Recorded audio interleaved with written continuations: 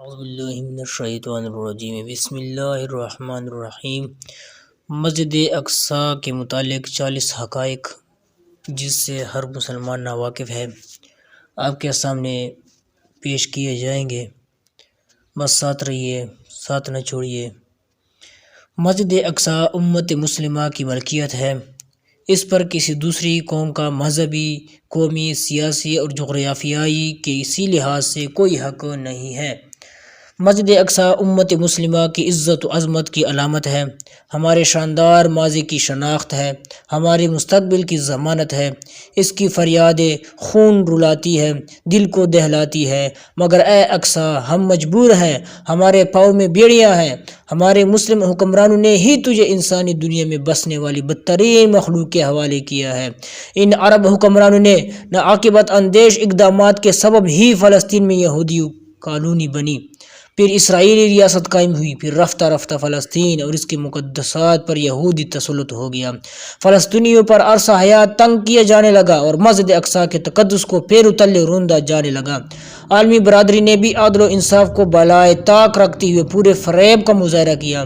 Spain پر تو عیسائیوں کے حق کی وکالت کی، مگر فلسطین پر یہودیوں کے ظالمانہ و غاصبانہ قبضہ کے بالمقابل مسلمانوں کے آبائی، موروثی، مذہبی اور تاریخی حق کو قبول نہ کرتے ہوئے ہمیشہ یہودیوں کے مفادات کی بات کی۔ مسجد اقصیٰ کے متعلق بہت سارے مسلمان بھی اس غلط فہمی کا شکار ہیں، چنانچہ وہ اسی طرح بولتے بھی ہیں اور لکھتے بھی ہیں کہ کشمکش کی اصل وجہ یہ ہے کہ یہ جگہ عیسائیوں، یہودیوں اور مسلمانوں کے لیے یکساں طور پر مقدس ہے، جبکہ حقیقت یہ ہے کہ اس مسجد پر صرف مسلمانوں کا استحقاق ہے۔ اس کو اسلامی شناخت خود رسول اللہ صلی اللہ علیہ وسلم نے عطا فرمائی۔ یہودیوں کا مذہب اور ان کی کتابیں رد کرتی ہے، جس کی تفصیل میں جانے کا یہ موقع ہی نہیں، مگر سلام ہے اس قوم کو جس کے بچے عرب کے فوجی جرنیلوں سے اچھے ہیں، جس کی عورتیں عرب کے مردوں سے بہتر ہیں، جس کے بوڑھے عرب کے نوجوانوں سے زیادہ جوان ہیں، جس کے دل میں مسجد اقصیٰ کی محبت پیوست ہے، جو نہتے ہیں مگر یہودی فوجی ان کے سامنے اپنے خون خوار مظالم کے باوجود بے بس نظر آتے ہیں۔ سلام ہے ان جیالوں کو جو اپنے خون کا نذرانہ دے کر اپنے عیش و عراش، آرام اور اپنی جانوں کو نچھاور کر کے مسجد اقصیٰ کی حفاظت کر رہے ہیں۔ کتنے بچے بغیر دوا اور غذا کے بلک بلک کر مر جاتے ہیں، کتنی عورتیں روز بیوگی کا درد سہتی ہے، کتنے گھر مسجد اقصیٰ کے لیے قربان ہو چکے ہیں، مگر پھر بھی وہ ڈٹے ہوئے ہیں۔ سلام ہے ان کی جو صبح و شام اس کی حفاظت کر رہے ہیں۔ یہودیوں نے مسجد اقصیٰ کی محبت عقیدت کو دل سے نکالنے کے لیے متعدد دعووں کے لیے حقائق کو مسخ کیا، لوگوں تک غلط معلومات پہنچائی، پروپیگنڈے کیے، مسجد اقصیٰ کے قضیے کو صرف عربوں یا صرف فلسطینیوں کا قضیہ بنا کر انسانیت اور اسلام سے اس کا رشتہ کاٹنے کی کوشش کی، لیکن الحمدللہ ہر محاذ پر کچھ اللہ کے بندے ان کا مقابلہ کرتے رہے۔ ایک طبقہ جان و مال اور خون سے اقصیٰ کے ذرے ذرے کا محافظ بنا ہوا ہے، تو ایک طبقہ نے اس قضیے کو عالمی سطح پر زندہ کر رکھا ہے، صحیح معلومات باہم پہنچانے کی سعی بھی ہم کرتا رہتا ہے۔ ہمیں خوشی ہے کہ اقصیٰ کی خاطر ہم بھی یہ معمولی سی خدمت کرنے کا شرف حاصل کر رہے ہیں۔ اللہ اس کو قبول فرمائے اور ہماری آنکھیں قبلہ اول کی بازیابی سے ٹھنڈی فرمائے۔ یقیناً یہ ہوگا اللہ کی مدد آئے گی جب یہ امت نصرت خداوندی کے نزول کے شرائط پورے کر دے گا۔ جب عرب کے صہیونیوں کے سے نجات مل جائے گی تو نصرت خداوندی آئے گی۔ ہمارے دلوں کی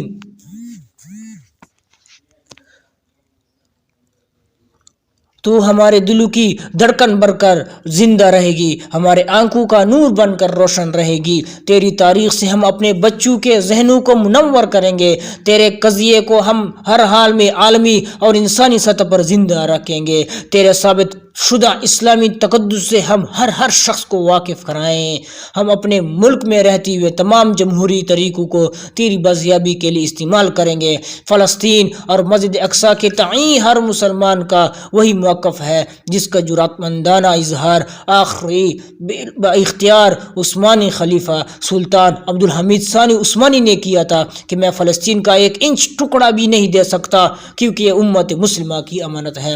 ہم اللہ کے حضور سجدہ شکر ادا کرتے ہیں کہ اس نے ہم کو اس خدمت کی توفیق بخشی کہ ہم اقصیٰ سے متعلق کچھ حقائق اور کچھ تعارف پیش کر سکے۔ خدایا تیرا 100,000 شکر۔ مسجد اقصیٰ کے متعلق بہت سارے پڑھے لکھے لوگ بھی بہت کچھ بلکہ بنیادی باتیں بھی نہیں جانتے۔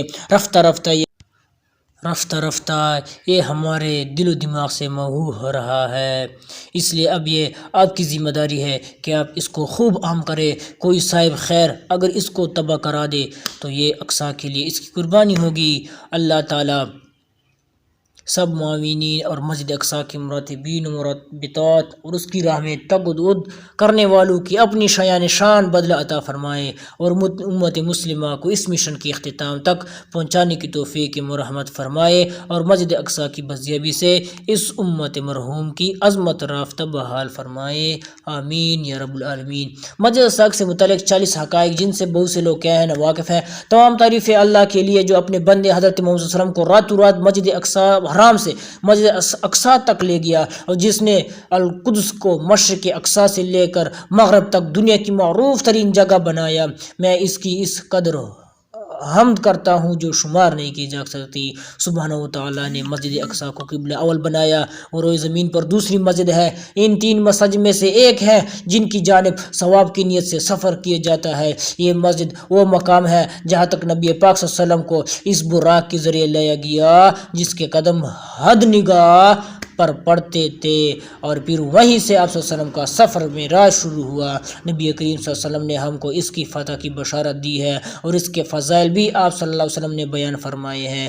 مسجد اقصیٰ سے متعلق بہت سے ایسے حقائق ہیں جو مسلمانوں کی نظروں سے اوجھل ہے، کیونکہ ان کو جھٹلانے اور مسخ کرنے کے لیے میڈیا کا سہارا لے کر زبردست پروپیگنڈا کیا گیا۔ اللہ تعالی ہمیں مسجد اقصیٰ مسجد اقصیٰ کی خاطر ہر مسلمان کا دل زخمی ہے، ہر آنکھ خون کے آنسو روتی ہے، ہر زبان اپنی طاقت بھر اس کا دفاع کرتی ہے۔ ہر مسلمان پر اس مسجد کا ایسا حق ہے جو واجب الادا ہے۔